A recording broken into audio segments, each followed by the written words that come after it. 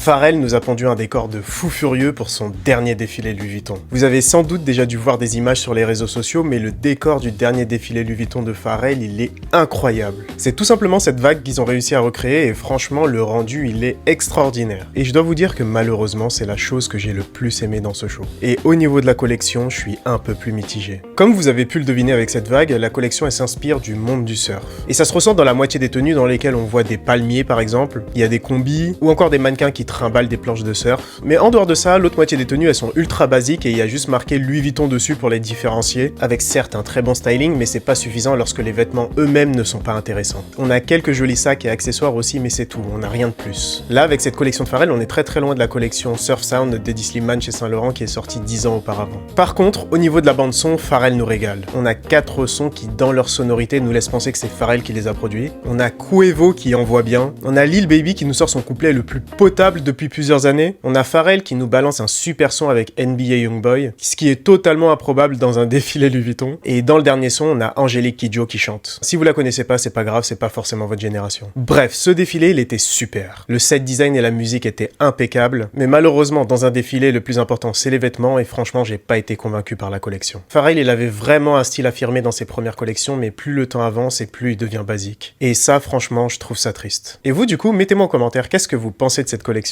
Et aussi, si vous avez aimé cette vidéo, n'hésitez pas à la liker et à vous abonner, c'est pas déjà fait.